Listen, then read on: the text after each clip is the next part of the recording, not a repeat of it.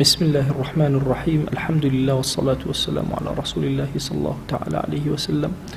ربنا أرنا الحق حقا وارزقنا اتباعه وأرنا الباطل باطلا وارزقنا اجتنابه ربنا آتنا في الدنيا حسنة وفي الآخرة حسنة وقنا عذاب النار برزان خوشويستانم همو عسرق لخزمة كتابي نيابي الأذكار إمام النووي جيان بسر أبين لبرتشكو روشناي أم كتاب نازاريا لدرسي بيشوا باسي ذكري خوتنمان کرد ذكري هستان لخو استا امرو لخزمت ذكري جل لبركردن و جلدانان افرمي كاتي انسان جلي لبركرد لبابيكا چي افرمي السنة وايا بسم الله بكا وكذلك تستحب التسمية في جميع الأعمال تنها نقل جل بركدنا لهر شي كردويك أكتو أيكي لمالو أشيت الدروا أشيت وناو مالو سواري سيارة كد أبي هاي كاركي خير دسي أديتي أتوي كتابة مطالعكي نبي لكتابك بسم الله بك بسم الله ذكري بردوام إنسان إيمان دارو كليلي درجة داخرة وكان بس بو هشتي برد وشي بسم الله لسر زمان بي لفرمايشتي كابي غمر جان صلى الله عليه وآله وسلم الرواية كمان بو أجرته ولا أبي سعيد خدري وسعد كوري مالكي كوري سنان كابي غمريان صلى الله عليه وآله وسلم كان إذا لبس ثوبا سماه باسمه قميصا أو رداء أو عمامة أجر بي غمريان صلى الله عليه وآله وسلم جليك لبرك ذا ناوي لي أنا ناو طبعا جليك كان بي غمريان صلى الله عليه وآله وسلم همو الناوي أنهبو عمامك بي غمريان صلى الله عليه وآله وسلم ئاڵاکەی پێغەمبەریان شمشێرەکەی وڵاخەکەی هەر هەمووی قەمیسەکانی هەموویان ناویان هەبوو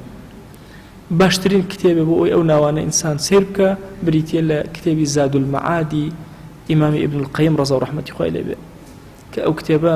لە بەرگی یەکەمە بە درێژی ناوی شتەکانی پێغەمبەری خوا صلی الله عليه وآله وسلم ئەهێنێ حتا وەکو مەڕ و بزنەکان پێغەمبەریان صلی الله عليه وآله وسلم وشترەکەی هەموو ناوی لێ نابوون و ناوەکانیش لەوێ هەمووی تەواجودی هەیە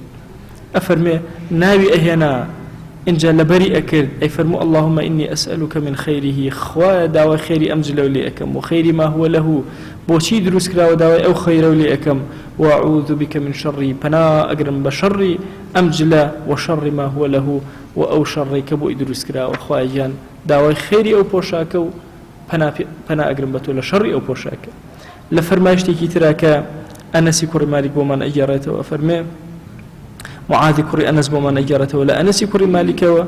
أفرمي بيغمرجان صلى الله عليه وآله وسلم أجر جليكي لبرك أيو الحمد لله الذي كساني خوايا سباسي توأكم كأمجلت ببخشم كساني هذا ورزقنيه وأموكد رزقي من غير حول مني ولا قوة أفرمي هرج كسيك أما بلي غفر الله له ما تقدم من ذنبه خوا لو قلنا أنا أبو لك لو بيشكر دويتي تخواتيتي من الرجال تسنجج لكان لبركين بسم الله بكين قولي راسل لبيشا لبركة يا قاتي راسل يا كم جال لبركة لا راسد إن جابليا بسم الله تسمي خوا بناوي خوا الحمد لله الذي كساني هذا خوا سباز بوتوك أم بوشاكت بي بخشيم من بوشتكر بم بوشاكة ورزقنيه أم بوشاكت كد رزقي من غير حول مني ولا قوة بابيهش توانا ودا صلاتي كيخوم حيث دا صلاتي من إتيانية تخوى كي خاوني أويا كي خاوني بارچة قماشك لسر زوية كي خاوني هيش لسر زوية بويا أم دعايا لبروي فقري إنساني تيايا إنسان ضعيفي خوي درخا إلا غفر الله له ما تقدم من ذنبه خواي يقول له مو قناها كان دابولك له بيش كردود أفرمي أجر جليكي تازي لبركرد أجر نعليكي لبركرد بيلا وكان كلفي أكيد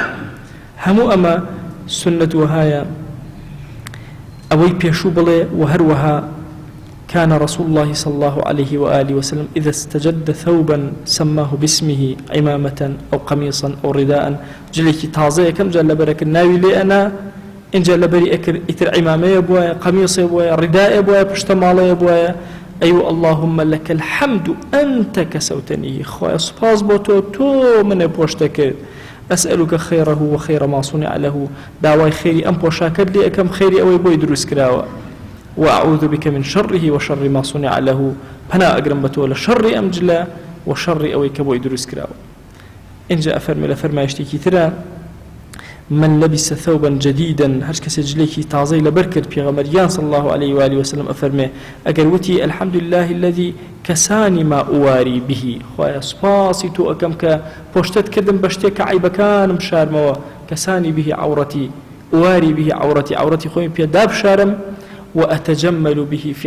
حياتي خوي بيا جوان كم لحياة لجيانا ثم عمد إلى الثوب الذي أخلق فتصدق به إن جاء شو أوجليك وكون بودانة تعزيك الربو كونك بخشي لبينا يخوايا كان في حفظ الله أمكس حتى أوجل تعزي لبرابه جل كونك خوي بخشي جل تعزيك لبركر حتى أوجل تعزي لبرابه في حفظ الله لحفظ خوايا وفي كنف الله لستري خوايا خواي بارزي خوا ستري أكا وفي سبيل الله حيا وميتا كأنما للجهاد إلى بينا يخوايا جل جلاله أو كاتيك وزندوه أو كاتيك مردوه بوجلانه واتا إنسان أقل أم ذكر بخوانه جل كونك ببخشه جليك نويل بركة تصور كان ومزن أو جل كونيك إيما هما نخلقك سودي لورناقر بداخل والله رخرا وخير خوازكاني إيما نيانتواني أو إطارة ببرن شتي أمولاتي إما كأمانته وفر ندري كو بكريته وترتيب بكريه ببخشريه أزاني چند كس هي سود ورقلي لو جلي كلايتو كون بو تو ناتواني لبريبكي يعني لايتو إتر تواو كوتاي بيهاتو أزاني لو أشي لدوايتو دو كسي تر إسفادي لبكا بوي أبين أمصالاني أخير لكاتي زماني قراني